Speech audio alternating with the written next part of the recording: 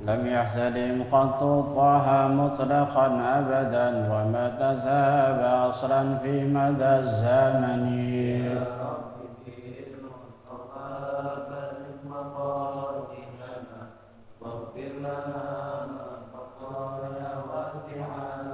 منه الدواب فلم تهرب وما وقعت ذبابة أبدا في جسمه الحسن.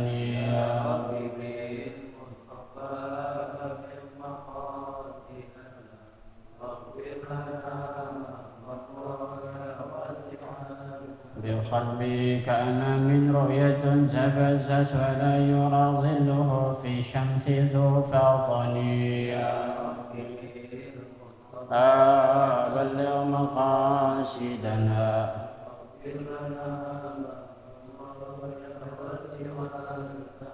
اللهم صل وسلم وبارك عليه وعلى آله. Baca data yang kemarin min inkar atba'ihi belum diterjemahin.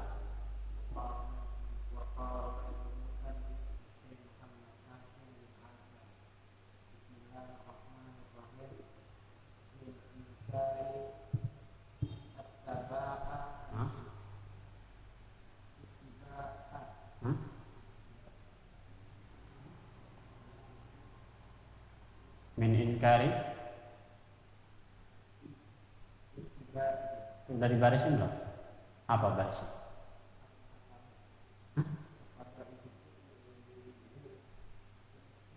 Yang benar. Min inkari apa?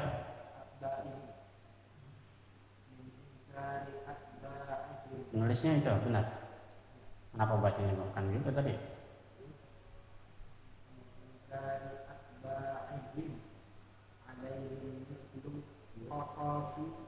Qasasi pendek, nggak ada alif.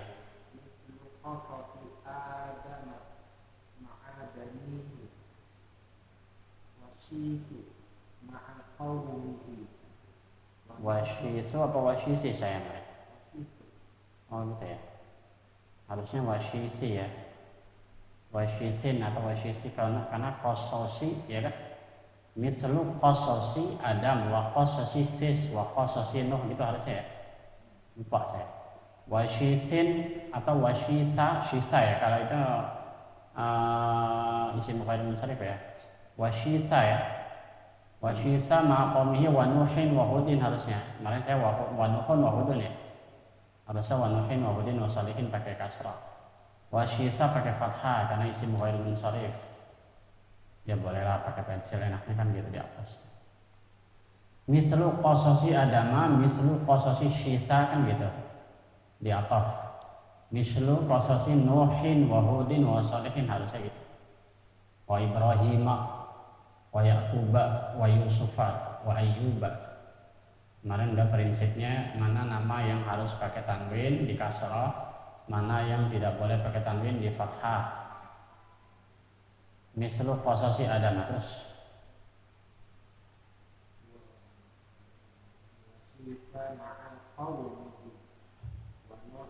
wa Nuhin wa Hudin wa Salihin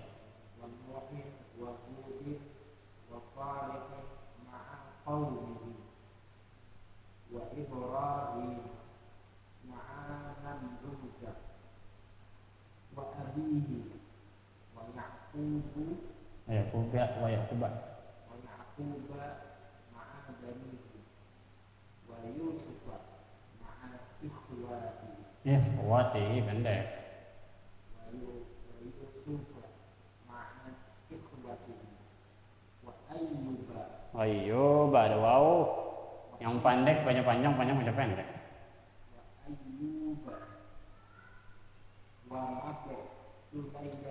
Apa? Yang benar ikutin harakatnya. Ente ngarakatin apa situ? Yang teliti jangan asal lihat sekali lihat langsung baca. Begitu harakatnya. Mana? Bohong, kalau bohong strap 100 kali.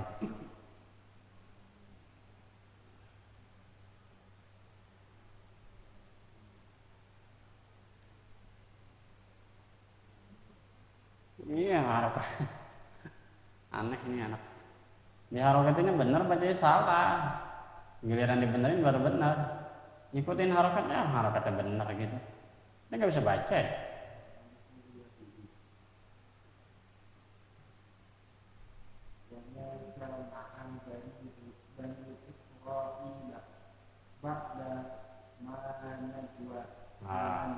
Ba'dama yang benar itu harokatnya apa? Ba'dama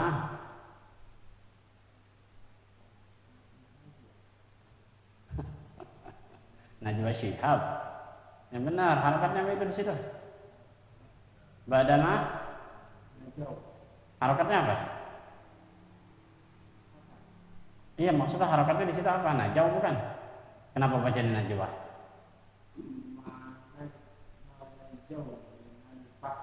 Jadi kenapa tadi bacanya Najwa?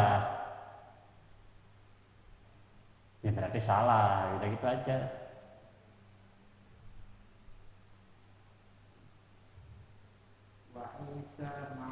Minal bahri belum.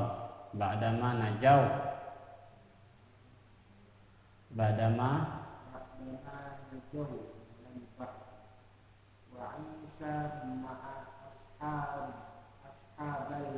Ma'a ashabi. Kalau ada ma'a ya ashabi. Tuh, tinggalan. Padahal saya membaca sampai 3 kali ngulang kemarin. Ayolah orang NU, tunjukkan keahlianmu. Jangan malu-maluin jadi anak NU. Diketawain ntar sama orang NU. Ma ada alif panjang. Jangan potong. Ulang lagi wa Isa. Ma'a ashabil ma'idati. Wa Muhammadin berarti. Wa Muhammadin berarti karena ngikut yang tadi itu. Kalau ini salah saya nggak bakal ngomel. Muhammadin ya, karena wa Nuhin wa Hudin wa Shalihin wa Muhammadin. Muhammadin sallallahu alaihi wasallam ma'a qaumi.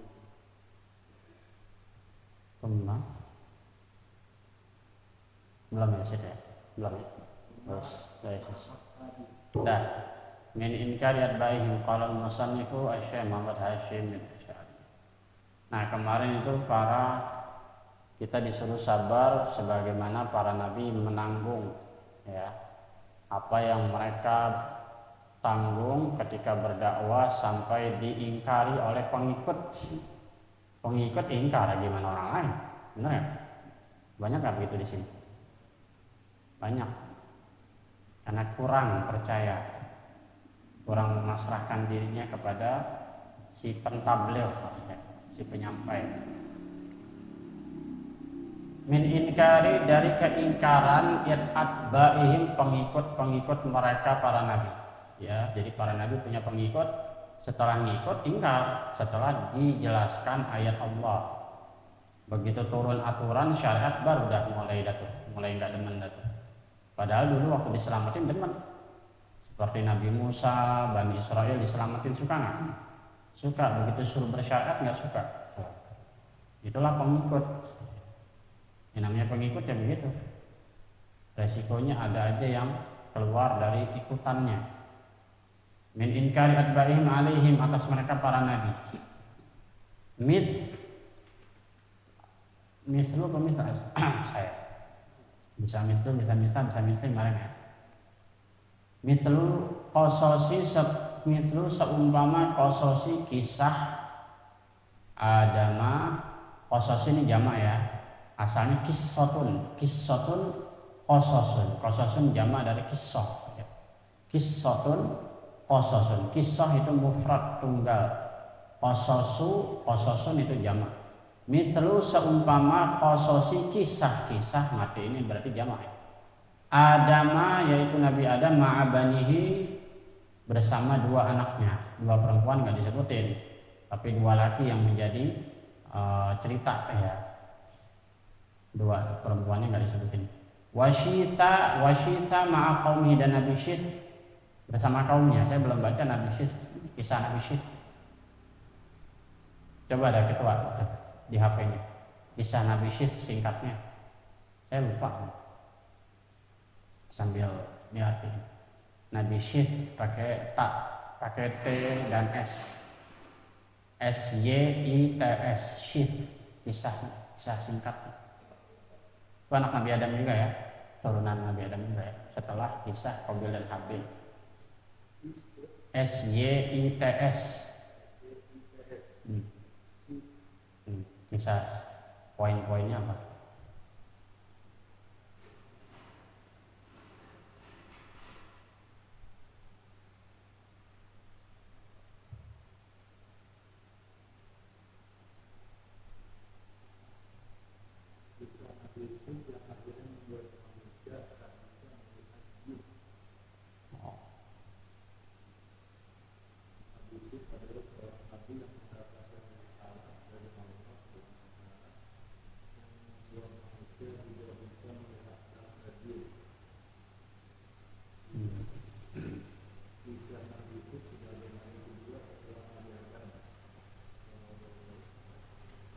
Ya, jadi ada kaitan dengan jin ya.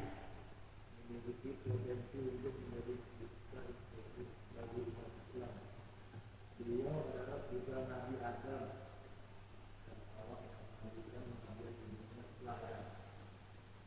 Nabi Syith. Dapat dikatakan bahwa Nabi itu menempati posisi sebagai Nabi kedua setelah Nabi Adam. Beliau juga berperan sebagai guru bagi Nabi itu. Yang pertama kali memperkenalkan ilmu baca dan tulis. Yes.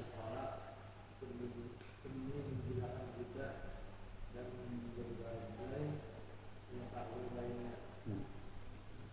Dalam kisah Nabi itu dijelaskan dengan berbagai masalah yang menyebabkan kisahnya alam manusia dan jin. Itu Nabi juga Ya, penting udah tahu. Ya, Nabi Syith berarti guru pertama ya.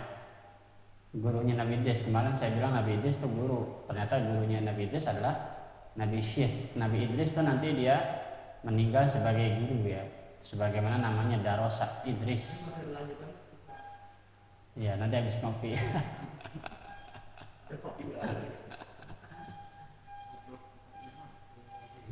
Ya, berarti dulu bangsa jin dan manusia bisa bersatu ya, Nabi Adam.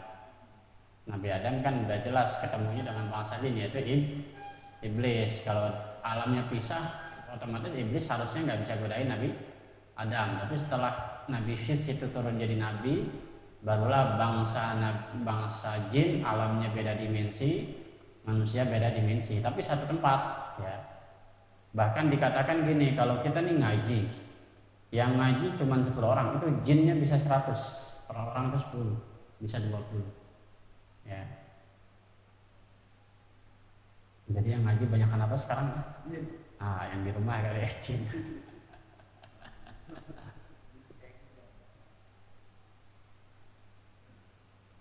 Wa Syitha ma'a qaumihi, Nabi Syith ya, udah banyak ceritanya emang. Wa Nuhin, kita udah tahu dah kalau Nabi Nuh ya, cerita perahu, cerita bikin perahu di anaknya Kan'an dan segala macam. Wa Hudin dan Nabi Hud, Nabi Soleh itu kita bisa baca di Quran. Oh, ini bukan itu sebenarnya. Maqaumihim, yaitu mereka menghadapi kaumnya sendiri. Wa ila Madyana akhahum Syuaiba wa ila Samuda akhahum Shalihah, kan gitu-gitu ya. Wa Ibrahim dan Nabi Ibrahim ma'a Namruza, Nabi Ibrahim menghadapi Namruz, yaitu seorang raja yang ikutannya adalah rakyat-rakyat yang dipaksa untuk ikut agamanya, kepercayaannya, yaitu patung. Seorang raja tapi nyembah patung. Wa abihi dan bapaknya yaitu pembuat, malah bapaknya sendiri pembuat patung. Tapi itu dalam versi ulama kita sepakat bahwa ini bukan bapak, tapi bapak angkatnya, bapak yang mendidiknya atau pamannya. Ibrahim mustahil punya ayah seorang yang musyrik ya, karena Nabi Muhammad itu tidak mungkin lahir dari perut-perut sulbi-sulbi yang musyrikin. Dalam ada versi 2 nama, yaitu Tarah dan Azar. Beberapa mengatakan yang Tarafah, yang bapak asli Azar itu yang disebutkan Quran adalah bapak didik, bapak angkat Nabi Ibrahim. Atau bisa dikatakan ini pengasuhnya Nabi Ibrahim yang memang masih kecil, mungkin ditinggal bapaknya. Kalau kita lihat di Al-Quran itu Syekh Mutawalli Sya'rawi menjelaskan logika mengapa pamannya dikatakan bapak. Jadi kadang-kadang paman bisa saja dipanggil bapak dalam budaya Arab. Sebagaimana Nabi mengatakan bibi adalah ibu. Nabi ketika menguburkan ibunya Ali, ibunya Sayyidina Ali, yaitu istri dari Abu Thalib. Kita tahu Abu Thalib walaupun kafir, ya, walaupun musyrik, tapi ulama kita mengatakan Abu Thalib beriman tapi masih di dalam hati, belum berani menampakkan. Makanya orang kita nggak berani bilang Abu Thalib masuk neraka. Orang kita lihat. Nah terus ketika menguburkan istrinya Abu Thalib, yaitu ibunya Ali namanya Fatimah binti Asad, ya. Jadi punya ibu Fatimah, punya bini namanya Fatimah juga. Fatimah binti Asad adalah ibunya Ali bin Abi Thalib yang bibinya Nabi. Itu dikatakan dalam hadis bimanzilatil minan Nabi. Jadi bibitnya Nabi ini Fatimah binti Asad itu seperti ibu buat Nabi.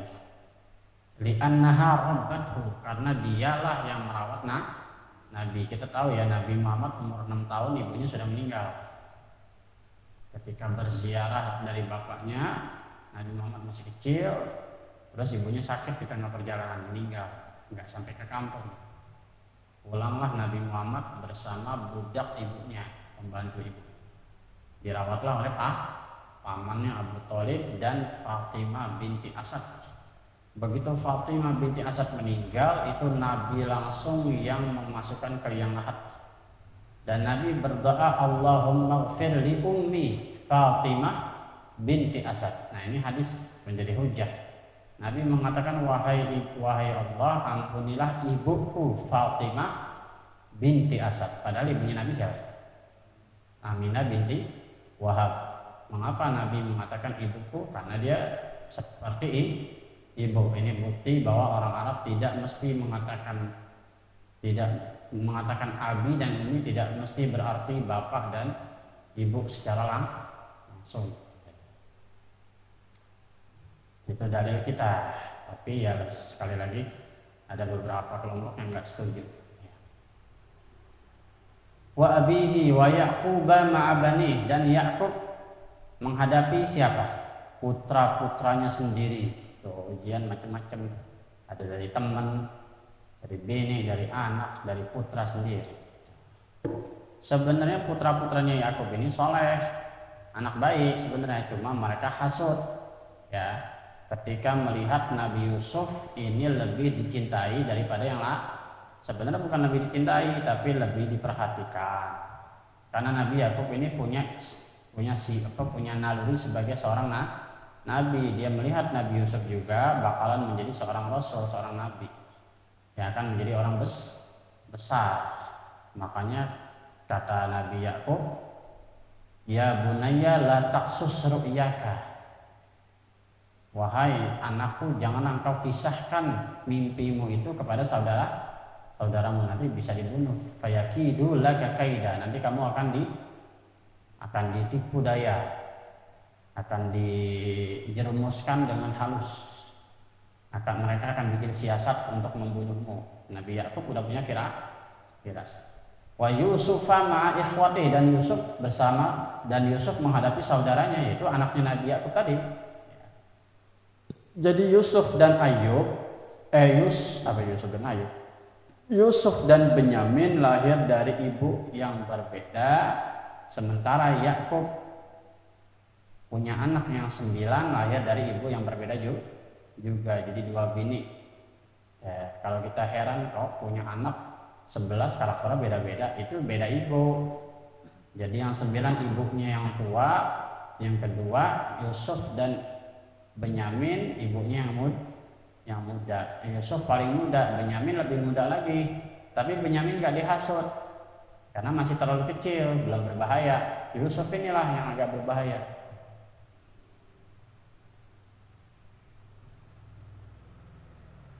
Tapi saudara-saudaranya ini hasut kepada Nabi Yusuf, maka dibikinlah skenario. Setelah Nabi Yusuf ini jadi raja, mereka taubat. Di situ kelihatan sebenarnya anaknya Nabi Yakub tuh baik-baik, nggak ada yang jahat. Tapi jahatnya itu ya karena menghasut, karena dihasut. Buktinya mereka nggak berani membunuh. Padahal awalnya apa? Membunuh Nabi Yusuf untuk dimakan serigala, ya kan? Tapi nggak tega. Akhirnya malah diceburin ke sumur. Tapi pulang-pulang bikin darah bidamin kazib, bikin darah palsu seakan-akan darahnya Nabi Yusuf. Nabi Yakub bingung mau percaya. Gua nggak percaya, ini buktinya ada.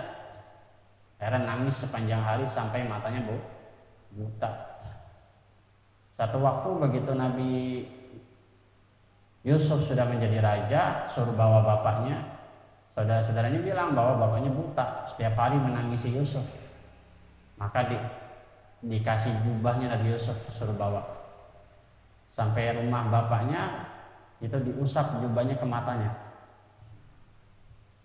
Itu juga menjadi dalil ada beberapa barang yang memang diberkahi, salah satunya baju seorang nabi. Kalau memang tidak ada kisah itu di Al-Quran, barulah mengatakan kelompok lain itu tidak ada barang-barang yang diberkahi. Makanya kita dulu tuh kalau ada guru, ada ulama besar sholat di satu tempat, itu kita berebut ngambil bekasnya. Kayak dulu saya di pesantren tuh, Abu Yamir Hamzah tuh tiap lebaran tuh ke pesantren. Terus sejadahnya berebut tuh anak-anak tuh, buat gantian sholat, ngambil berkah. Ada juga makanya kita datang misalnya ke masjid, misalnya Pangeran Jayakarta misalnya. Wah, ada satu tempat di mana di situ tempat sholatnya pangeran. Maka kita sholat di situ mengambil berkah. Yang gitu-gitu nggak musyrik, tapi ya sebagian saudara kita bilang itu musyrik, padahal ada dalilnya. Bisa itu karena cinta, bisa itu karena berkah, dan banyak alasan. Ada barang-barang yang memang diberkahi Allah. Buktinya apa? Nabi Yakub matanya sembuh hanya dengan diusap gamisnya Nabi Yusuf. Bisa itu karena kesaktian bajunya, bisa itu karena cinta, saking cintanya. Ya.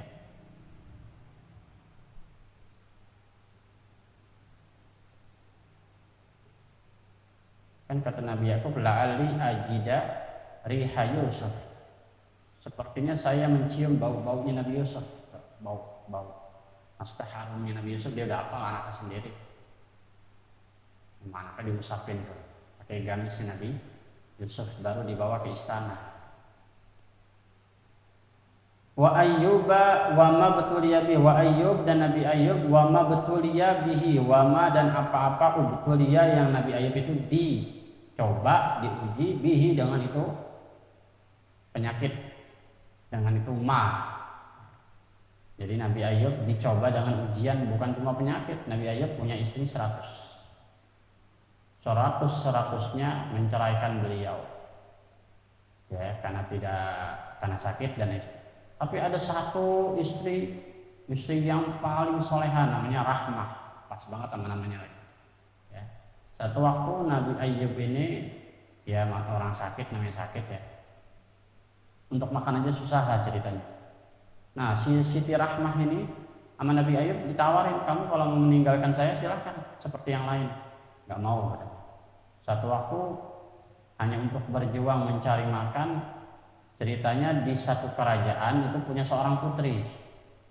Putrinya ini kebetulan rambutnya jelek.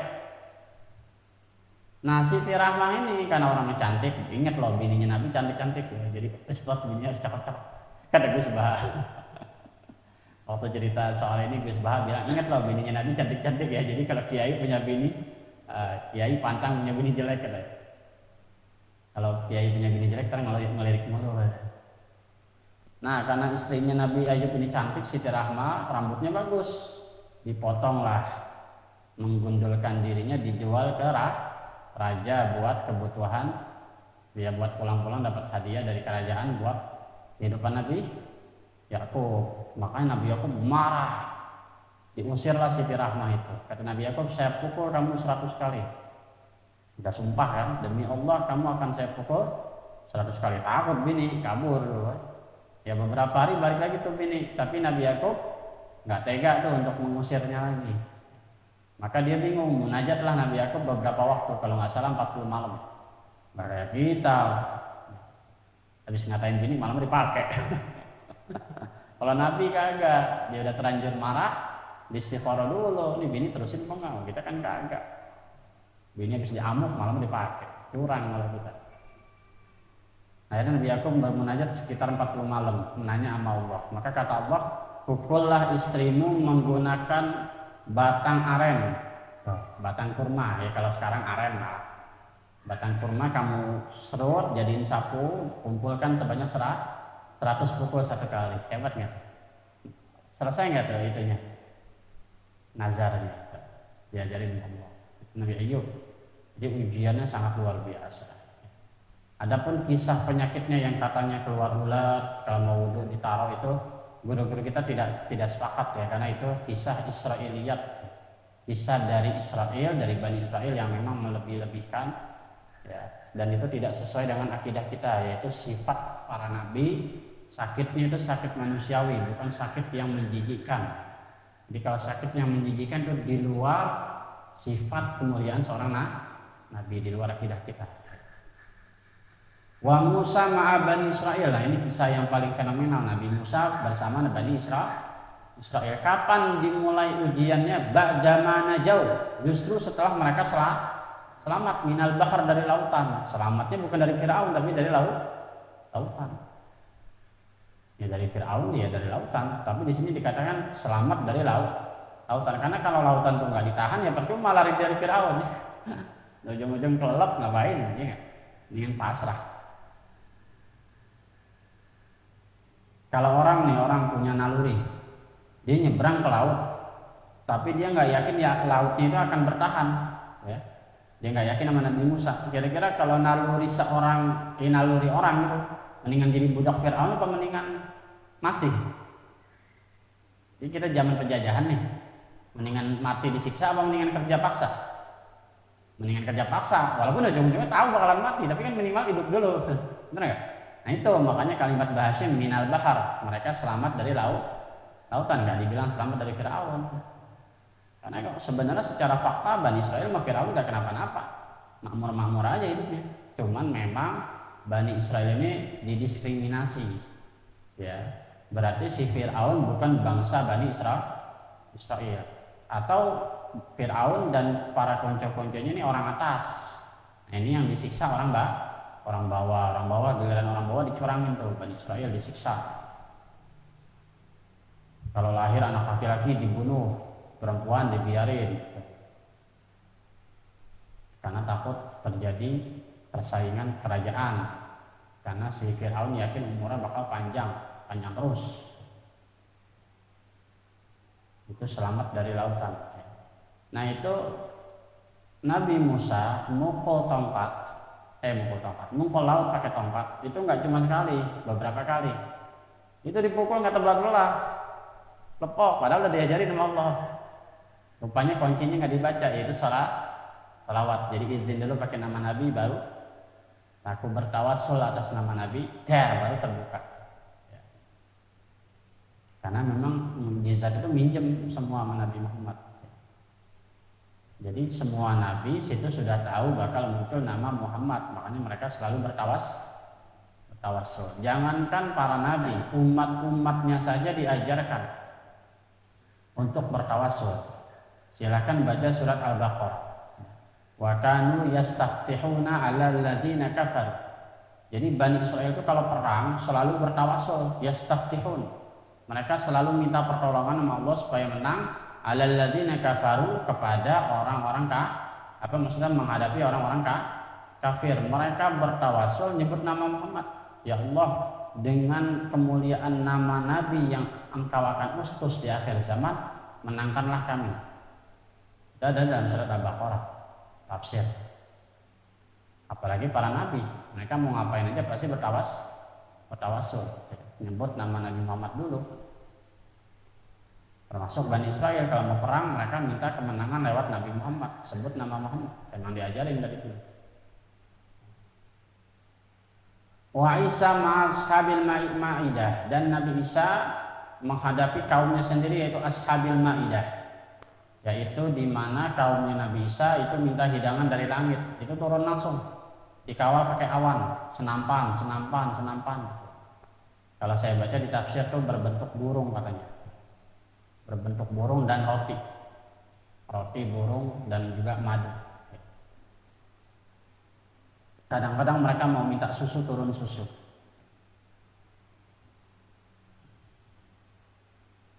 Dan kisahnya itu ya mereka nggak puas, minta yang lain-lain. Kata Nabi Isa begini, kata umatnya Nabi Isa, wahai Isa, tolong berdoa kepada Tuhanmu, turunkan hidangan dari langit. Awalnya itu minta tolong sama Tuhan. Kebiasaan lama-lama mereka ketergantungan. Dikasih satu jenis nggak cukup, akhirnya minta.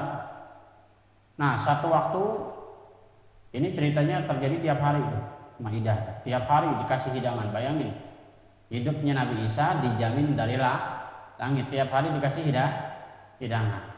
Lama-kelamaan mereka lalai ini, karena dikasih hidangan terus, ibadahnya malas, sudah cukup, merasa cukup, terlena. Akhirnya dikurangin sama Allah, seminggu sekali, sebulan sekali, lama-lama setahun sekali.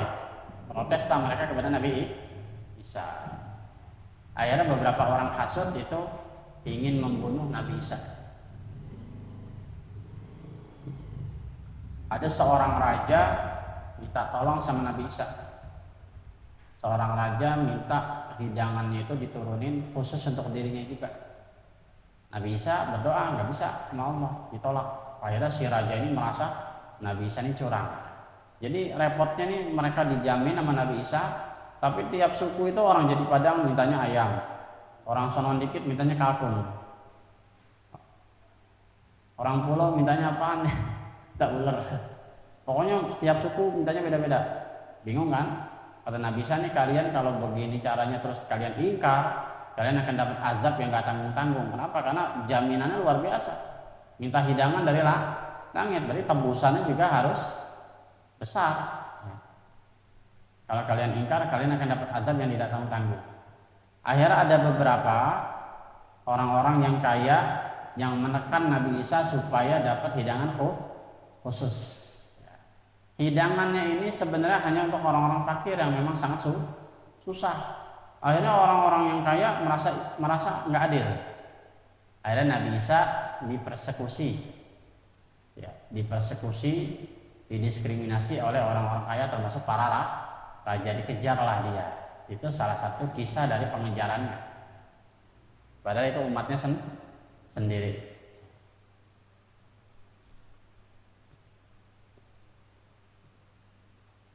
Sama kali kalau Indonesia ya, kayak Indonesia kalau semuanya dijamin bahaya juga ya. Kata orang kaya, beneran gua bayar BPJS, orang miskin BPJS gratis. Ya, orang kaya maininnya gitu, dibisikin dari pemerintah. Kapitalisme. Kata kita korbannya rakyat kecil mulu kan, kata kita gitu ya. Padahal kata orang kaya, rakyat kecil mulu dibelain tuh. Orang kapital nggak mau kalah juga. Sama lah kayak gitu ya. Apa-apa kalau sudah dijamin tuh akan menimbulkan hasud. Wa Muhammadun, dan Nabi Muhammad SAW ma'a qaumih, ya ini nggak usah ditanya, udah Nabi Muhammad mah ceritanya udah paling hafal, udah hatam. Tiap malam Senin dibaca. Tsumma ma'a ashabih, kemudian juga Nabi Muhammad diuji menghadapi sahabat-sahabatnya fi yaumil Hudaybiyah, pada yaumul Hudaybiyah, yaitu hari di mana Nabi Muhammad dan para sahabat harusnya masuk ke Mekah tapi nggak bisa tertahan. Kalau nggak salah tanggal 10 tahun ke-10 setelah di Madinah, atau tahun ke-9 ke-10 ya. Akhirnya tertunda. Tertunda, para sahabat protes, ya Rasulullah ini gimana? Kita kan udah jalan jauh-jauh, udah mau masuk Mekah. Padahal kita nggak niat perang ya kan? Senjata semua dimasukin segala macam. Tiba-tiba engkau malah setuju dengan keputusan orang kafir, jangan datang tahun ini, datanglah tahun berikutnya.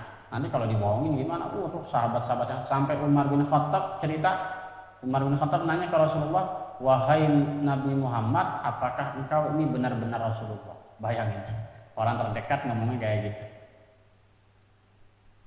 Sampai Umar bin Khattab nanya, apakah engkau ini benar-benar Rasulullah? Kok kalah keputusannya sama orang kafir? Itu banyak hikmah kalau kita baca sirah Nabawiyah, banyak hikmah di situ. Akhirnya Nabi Muhammad pengen melihat kesetiaan umat-umatnya. Disitulah terjadi yang namanya sumpah baiatur ridwan di bawah sebuah pohon yang rindang. Disitulah berbaiat, baiat kesetiaan. Ya, bahwa mereka tidak akan berbantah-bantahan dengan Nabi Muhammad. Udah pusing tuh Nabi itu, banyak suara. Abu Bakar protes, Umar protes. Sahabat-sahabat kecil nggak berani ngomong kan, ngomongnya ke sahabat yang lain. Yang gede-gede yang ini bawahan berisik nih Nabi ini gimana? Persis lah kayak Taubah. Akhirnya Nabi Muhammad capek kan ngadepin suara kanan kiri. Wah, baiat itu baiat. Siapa yang ingkar begini akibatnya, siapa yang setia begini akan diampuni oleh Allah, ma taqaddama min dzambi wa ma ta'akhkhar. Makanya dikatakan tuh orang yang baiatur ridwan, ada beberapa 10 sahabat itu dijamin masuk surga juga selain dari yang 10 baiatur ridwan. Tertundalah beberapa waktu, yang paling masyhur itu setahun atau 2 tahun barulah Nabi bisa masuk umroh. Itu ya barulah disebut Fathu Makkah. Fathu Makkah yaitu kebebasan kota Makkah, karena nggak bisa dipungkiri orang Makkah sendiri banyak masuk Islam. Wa yaumal qismati, dan juga pada hari kismah, hari pembagian apa? Pembagian harta rampasan perang. Wah, itu juga ribut itu. Bendahara, duit maulid ada sisanya kagak? Enak gak digituin gini-gini? Nah, Nabi pulang perang, itu orang pada nuntut, ya Rasulullah, kami suku ini, kami kan paling banyak bantu, bagiannya paling gede dong. Coba jadi kita punya nggak digituin? Mak paling banyak bantu, berkata paling gede dong, pasti nggak digituin. Sampai ada sebuah kaum dari suku siapa, pokoknya orangnya kurang ajar itu, sampai ngomong, ittaqillaha ya Muhammad. Itu ada dalam hadis Sahih Bukhari. Bayangin, hadis Sahih Bukhari kan hadis sahih. Sampai di ittaqillaha ya Muhammad, wahai Muhammad bertakwalah, nggak pakai manggil Nabi lagi, karena menganggap Nabi ini mainin harta rampasan. Wah, kira tuh hatinya munafik gitu ya. Seorang Nabi dicurigai mainin harta rampasan orang, atau dicurigai cuma bagi-bagi ke sahabat-sahabat dekat. Ada seorang seorang kaum, kalau nggak salah kayak kaum Baduy ya, kaum yang nggak sekolah kalau kata kita nggak sekolah tuh anak. Ittaqillaha ya Muhammad, wahai Muhammad bertakwalah kepada Allah, wa i'dil, dan adillah kepada kami.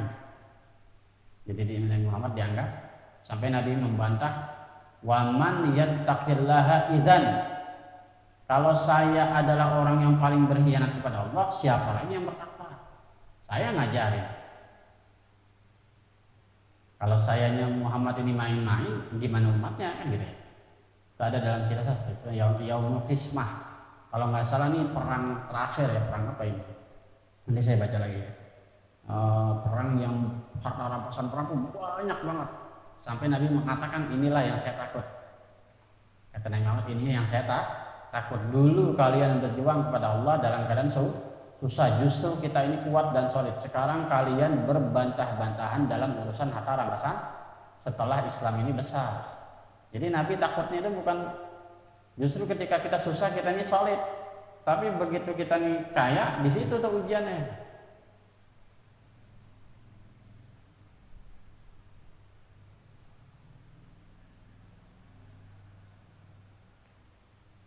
Besok Bang Obed nyenting motor.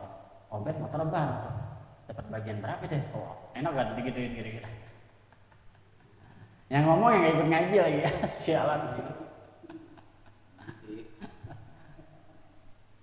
Itu udah terjadi dari zaman dulu. Jadi kalau kita dicurigain, biasa Nabi Muhammad juga kena, ada gitu aja. Nabi Muhammad juga kena Yaumul Qismah. Kalau nggak salah namanya perang Tabuk ya, nanti dicari lagi. Nanti saya lihat lagi di kitab saya, di judulnya namanya Ar-Rahiqul Makhtum. Itu kitab luar biasa. Ar-Rahiqul Makhtum. Sofiyur Rahman Al-Mubarakfuri itu orang India yang bikin. Orang India ikut perlombaan sirah nabawiyah dan juara pertamanya itu Ar-Rahiqul Makhtum. Syekh Sofiyur Rahman Al-Mubarakfuri. Lupa saya kalau nggak salah perang Tabuk. Perang Tabuk itu perang yang sangat besar, harta rampasan perangnya sangat banyak karena lawan Romawi. Romawi, pedangnya aja, bajanya bukan baja biasa. Dulu kagak kenapa-napa, kalau harta rampasan perangnya dikit, dibagi-bagi, orang merasa puas. Begitu banyak tuh jadi fitnah. Sampai Nabi Muhammad tuh nangis. Inilah yang saya khawatirkan. Dulu kita ini solid karena sama-sama sekarang kalian, di hadapan kalian banyak harta rampasan perang, kalian curiga sama saya begini. Itu ujian namanya. Hatta qala rahimahullah apa? Hatta sampai Nabi Muhammad berkata, hatta qala sampai saking Nabi Muhammad kecewanya sama kaumnya, qala Nabi Muhammad berkata, rahimallahu, semoga Allah merahmati akhi Musa. Akhi Musa, sahabatku Musa, akhi saudaraku Musa. Akhi saudaraku Musa. Nabi Muhammad nggak bilang Musa bapak, tapi bilangnya saudara. Kenapa? Karena bukan dari jalur Ismail ya. Nabi Musa dari jalur yang sebelah. Jadi pecahannya berbeda. Ya. Kalau Nabi Muhammad manggil bapaknya Ibrahim, itu bapaknya. Kita baca wa ala dini nabina wa ala dini abina Ibrahim. Sudah wiridan pagi tuh, kalau nggak salah wiridul latif itu ada isinya wa ala dini abina Ibrahim, dan kita berdiri di atas agama bapak kami yaitu Ibrahim. Bapaknya itu maksudnya bapaknya Nabi Muhammad. Jadi Nabi Muhammad kalau manggil nabi yang satu jalur sama dia ngomongnya bapaknya. Tapi kalau tidak satu jalur dia ngomong akhi saudaraku. Hatta qala, sehingga Nabi Muhammad saking kecewanya, qala berkatalah Nabi rahimallah. Jadi ini orang sahabatnya berisik nih. Wah, Nabi Muhammad mainin harta rampasan perang. Wah, Nabi Muhammad nilep gini-gini segala macam. Wah, sampai ada yang ngomong Muhammad sebentar lagi jadi raja. Wah, sebentar lagi jadi raja. Tega banget tuh. Hatta qala, sehingga Nabi Muhammad berkata rahimallah. Semoga Allah merahmati akhi Musa, saudaraku Musa. Laqad uziya bi aktsara min hadza fasabar. Laqad sungguh dua kali itu taukid. Laqad, dua-duanya taukid penguat. Laqad sungguh uziya, Nabi Musa diuji dengan rasa sakit, diganggu, bi aktsara min hadza, lebih besar, lebih banyak dari ini. Fasabar, tapi Musa sabar. Ngerti nggak maksudnya? Nabi Muhammad kecewa berat udah. Kalau ngomong kayak gini. Nabi Muhammad kecewa berat, tapi Nabi Muhammad ngomong ujian saya belum seberapa dibanding Musa. Kalau ngomong gitu kecewanya berat gitu. Itu kan sindiran kalau bagi yang ngerti bahasa. Semoga Allah merahmati Musa saudaraku, sungguh dia telah diganggu yang lebih besar dari ini, tapi dia sabar. Jadi dia menguatkan dirinya sendiri saking kecewa dengan umatnya. Wah, Muhammad jadi raja. Wah, mulai tuh. Dikit-dikitin kagak enak banget tuh dicurigai begitu. Ini baru satu riwayat. Kalau lihat riwayat Sahih Bukhari lebih seru lagi. Dah selesai di Nabi Muhammad. Terus summa majara. Ini belum diharakatin ya. Harakatin. Summa majara li Abi Bakrin. Summa majara li Abi Bakrin. 9 ya. Summa kemudian majara, apa-apa yang terjadi li Abi Bakrin kepada sahabat Abu Bakar. Abu Bakar juga sama. Lebih parah lagi, kagak ada Nabi Muhammad, enggak ada yang nengahin. Dulu Umar bin Khattab ngomong gini ketika jadi khalifah ya. Umar bin Khattab waktu jadi khalifah dia capek ngadepin orang-orang. Terus dia ngomong gini. Dia ingat Abu Bakar Siddiq. Dulu saya menyangka Abu Bakar Siddiq itu orangnya lemah karena sering nangis kalau berdoa. Ternyata begitu jadi khalifah keputusan itu sangat tegas. Dan tidak ada orang yang lebih baik setelah Rasulullah selain Abu Bakar. Jadi para sahabat itu dia kalau udah pada kehilangan baru tuh pada muji-muji. Jadi Abu Bakar dan Umar ini dua orang yang berbeda sekali karakternya. Abu Bakar agak bijaksana, Umar agak keras. Itu selalu berantem dari zaman masih ada Nabi. Sampai Abu Bakar jadi khalifah, Umar bin Khattab juga sering berantem sama Abu Bakar. Jadi Abu Bakar selalu minta pendapatnya Umar ngasih pendapat yang kurang enak, dipatahin sama Abu Bakar. Umar bin Khattab selalu ngomong gini, kamu kalau ujung-ujungnya nggak pakai saran saya, ngapain manggil saya gini? Itu sepanjang hari selalu berdebat kayak gitu sampai kehilanganlah Abu Bakar Siddiq meninggal, Umar bin Khattab jadi khalifah. Baru berasa kata Umar bin Khattab, saya menyangka Abu Bakar itu lemah karena sering nangis ketika berdoa. Ternyata Abu Bakar orang yang sangat tegas dan orang yang terbaik setelah Rasulullah. Dia berasa tuh begitu ngadepin menjadi khalifah baru berasa tuh sahabat macam-macam orang. Karena udah nggak ada Nabi. Summa majara, kemudian apa yang terjadi di Abu Bakar radhiyallahu anhu. Semoga Allah meridhai beliau, bukan termasuk bapaknya. Kenapa? Karena bapaknya kafir. Ba'da wafatin Nabi sallallahu alaihi wasallam, setelah wafatnya Nabi Muhammad. Abu Bakar baru berasa dapat ujian pas Nabi Muhammad nggak ada. Masih ada Nabi Muhammad enak. Belum berasa jadi pemimpin. Ba'da wafatin Nabi sallallahu alaihi wasallam. Ma'as sahabati khassatan. Menghadapi siapa Abu Bakar Siddiq? Menghadapi para sahabat sendiri. Khassatan, khususnya para sahabat.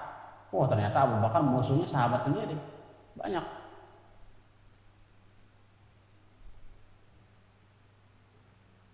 Ada yang mengatakan orang-orang munafik yang imannya lemah, Abu Bakar Siddiq jadi khalifah, Muhammad udah nggak ada, udah aja nggak usah ke masjid lagi, nggak ada yang nekenin lagi, nggak usah bayar zakat lagi, nggak ada yang wajibin lagi.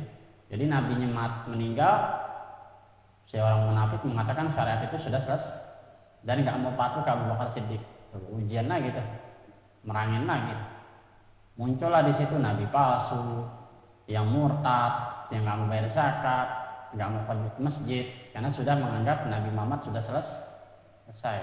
Berarti ternyata pada zaman Nabi banyak orang masuk Islam hanya karena pengen dapat perlindungan. Itu fakta. Summa ma'a ahli riddati. Kemudian Abu Bakar juga menghadapi orang-orang murtad, ahli riddah. Orang-orang murtad.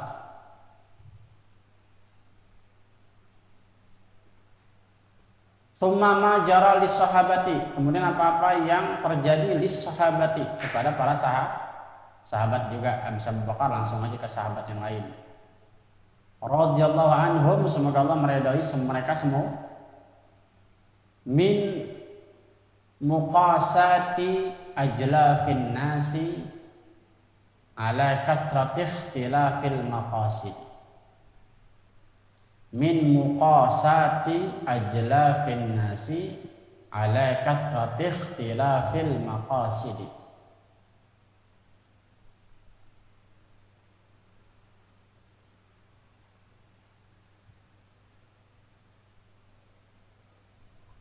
Summa majara, kemudian apa-apa yang terjadi li sahabati kepada para sahabat. Sahabat juga merasakan itu. Habis Abu Bakar langsung seumum sahabat radhiyallahu anhum, semoga Allah meridai mereka semua. Min muqasati,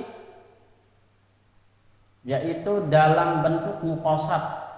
Apa itu? Kiasan-kiasan. Jadi dikias-kias aja gitu.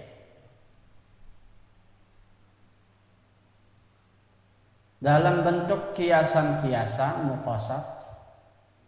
Ajlafin nasi, yaitu berjubel-jubelnya manusia, berbeda-bedanya manusia. Karena ketika zaman Umar bin Khattab itu pelebaran Islam udah sampai Persia dan Romawi. Orang udah mulai beda-beda tuh. Bahasanya beda, logatnya beda. Bahkan ketika zamannya Utsman bin Affan itu ada sahabat namanya Hudzaifah ibnul Yaman. Hudzaifah ibnul Yaman pernah ke satu tempat di luar kekuasaan, bukan di luar kekuasaan, masih di kekuasaan Umar bin Khattab masih ya, di daerah Syam ya. Tapi kekuasaan ini kurang terkontrol. Itu ada orang saling bunuh-bunuhan karena menganggap bacaan qiraat si A dan si B itu palsu. Jadi ada dua kelompok, bacaan qiraatnya berbeda. Itu hampir saling bunuh-bunuhan karena menganggap yang satu palsu, yang satu asli, yang satu asli, yang satu palsu ya. Sama lah kayak sekarang masalah nasab, batu wasis itu palsu. Akhirnya Hudzaifah bin Yaman bingung, kok begini Islam? Mengadulah dia ke Khalifah Utsman bin. Disitulah Utsman bin Affan mengumpulkan semua mushaf. Jadi siapa saja sahabat yang menyimpan mushaf, baik itu di tulang, di daun, di baju, di mana aja yang sifatnya digeret-geret, semuanya untuk dibakar. Di satu lubang besar dibakar, setelah dikumpulin tentu ya. Dikumpulin, udah rapi semua, udah jadi satu buku. Dibikin satu mushaf namanya Mushaf Al-Imam. Itulah yang dipegang oleh Khalifah Utsman bin Affan. Disuruh bikin lagi kopiannya itu 5, ngopinya pakai tangan pasti. Akhirnya disulah Zaid bin Thabit untuk mengkopi 5 lagi untuk dibawa ke penjuru-penjuru. 1 di Basrah, 1 di Kufah, 1 di Madinah, 1 di Mekah, 1-nya lagi di Mekah, Madinah, Kufah, Basrah, dan Yaman kalau nggak salah. Jadi 5 itu 5 kopiannya, 1-nya induk, berarti ada 6 ya semua ya.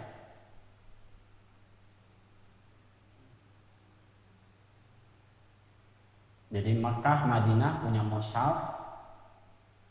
Di Madinah ada mushaf Madinah, ada mushaf Utsman juga buat dirinya sendiri.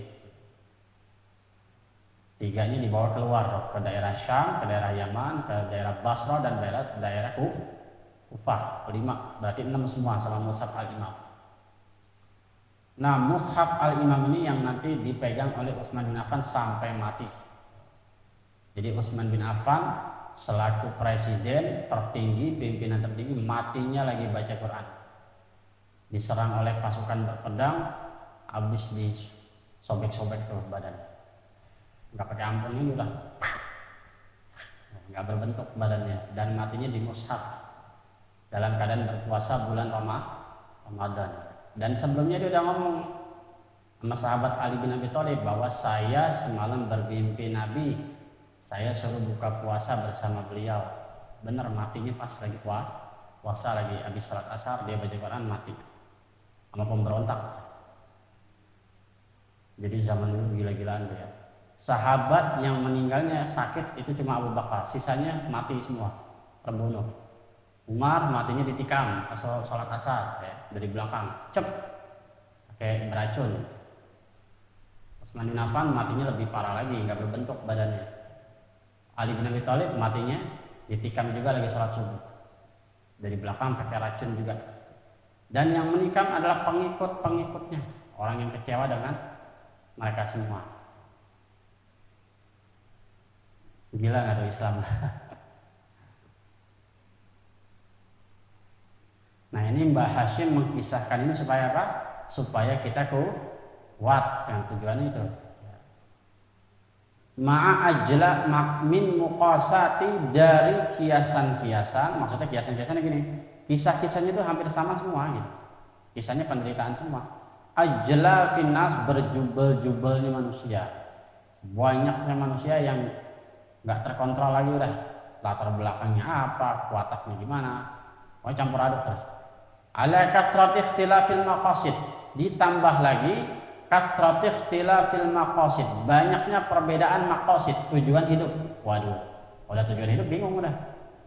Kalau udah masalah perut, masalah tahta, masalah perempuan, agama itu jadi nomor ke 1000. Nomor 1000. Itu jelas ya, ala kathrati ikhtilafil maqasidi. Ditambah lagi banyaknya perbedaan, bukan berbeda-bedanya lagi, banyaknya kasrah, ikhtilaf, perbedaan al-maqasid, tujuan hidup. Tujuan hidup udah macam-macam. Makanya Islam ada yang jadi kedok, ada yang KTP-nya doang, ada yang beneran, ada yang kurang. Makin kusut nggak tuh kalau udah begitu? Jadi para sahabat pun mengalami itu semua, ditambah lagi dengan watak-watak orang yang berbeda-beda. Satu waktu Ali bin Abi Thalib diledek sama orang begini. Ali bin Abi Thalib, kayaknya pemerintahan ente ini kayak terkutuk gitu dah. Kenapa emang pemerintahan ente kacau? Ali bin Abi Thalib pemimpin santai aja, yang mentalnya udah kuat kan, udah biasa menghadapi orang-orang brengsek. Tahu nggak kenapa begitu? Ya, mau tahu kenapa? Itu karena orang yang saya pimpin seperti macam ente. Kalau zaman saya terdahulu yang dipimpin orang macam saya. Kenapa terlihat kacau? Karena yang dipimpin orang-orang macam ente. Kalau dulu orang-orang macam aneh yang dipimpin dengan, bener gak kira-kira? Jadi susah ya. Kalau mau jokin Ali susah karena dia pinter. Karena yang dipimpin orang macam ente. Kalau dulu orang macam kita yang dipimpin. Penurut, alim ya kan. Summat tabi'ina, kemudian semua para pengikut tabi'in, wa tabi'ihim, dan pengikut semua. Jadi tabi'in semua. Ini yang dibilang tabi'in. Semua mengalami penderitaan. Kita udah tahu lah. Ahmad bin Hambal dipukul, dipenjara, mati. Imam Syafi'i begitu juga. Imam Syafi'i diusir di Tinggadingara, usir. Pokoknya makin banyak pengikut makin diusir, makin hasut diusir.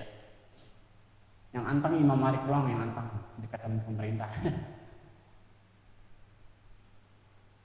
Ya banyak kisah-kisah ya. Bahkan ada pertanyaan ke Syekh Yusri Rusdi di Mesir. Wahai Syekh, mengapa kita kalau meriwayatkan hadis jarang menyebutkan Sayyid Syarif turunan Nabi? Kenapa? Kata Syekh Yusri Rusdi, tahu nggak dulu? Dulu orang kalau meriwayatkan hadis, ketahuan aja dari turunan Nabi dibunuh. Keturunan dari turunan Nabi, ketahuan itu riwayat dari keturunan Nabi selalu dibunuh. Makanya mereka cari aman ngambil riwayat yang bukan dari keturunan Nabi. Nggak ada jalur syarif, jalur keturunan Nabi, jalur Hasan Husain. Jadi selama pemerintahan Abbasiyah, Umayyah itu semuanya orang membenci keturunan Nabi. Jadi para periwayat hadis kan kebetulan hidup di tahun-tahun itu, tahun 100, 200, 300. Nggak ada yang berani pakai riwayat dari keturunan Nabi. Baru sekarang aja muncul banyak ilmu dari keturunan Nabi. Kata Syekh Yusri Rusdi itu jawabannya. Mengapa kita itu tidak ada riwayat dari syarif katanya selama hadis? Karena dulu hadis itu ruang lingkupnya adanya di Madinah, Basrah, Kufah, pokoknya di timur. Sementara itu dikuasai kaum-kaum Islam, Abbasiyah, cuman orang-orang yang mental pemberontak semua. Jadi zaman dulu itu orang kalau khutbah tuh selalu mencaci isinya Ali dan keluarga Ali. Datanglah khalifah namanya Umar bin Abdul Aziz. Barulah khutbah Jumat itu diisi dengan innallaha ya'muru bil adli wal ihsan wa ita'i dzil qurba wa yanha 'anil fahsya'i wal munkar. Itu ayat pengganti dari cacian-cacian. Jadi dulu orang itu didoktrin untuk mencela keluarga Nabi. Itu kisah. Ya karena itu tadi pemberontak hidup berkuasa ya akhirnya pisah jadi milik pemberontak. Jadi pokoknya Ali terbunuh, Hasan Husain megang kekhalifahan, musuhnya banyak benar. Ila yaumina hadza, sampai menjelang ke hari kita sekarang ini, kata Mbah Hashim. Falahu fihim uswatun hasanatun. Falahu, maka baginya, bagi si santri, bagi si alim yang memang benar-benar alim, pengen jadi pendakwah, fihim, kepada kehidupan mereka itu para nabi, para sahabat yang diuji tersebut, uswatun hasanah, ada suri teladan yang baik. Paham ya? Ngantuk? Yuk ngopi. 59 menit, 54 detik. 1 jam. Nah ngerti ya sampai sini ya. Jadi tujuan Mbah Hashim adalah apa? Supaya kita punya uswatun hasanah, kepada kisah-kisah mereka biar tambah kuat. Ya. Allahu a'lam bishawab. Al-Fatihah. Iyyaka na'budu wa iyyaka nasta'in. Shiratal ladzina غير المغضوب عليهم ولا الضالين. ربنا تقبل منا انك انت السميع العليم. Sallallahu alaihi wasallam. Besok fikih ya.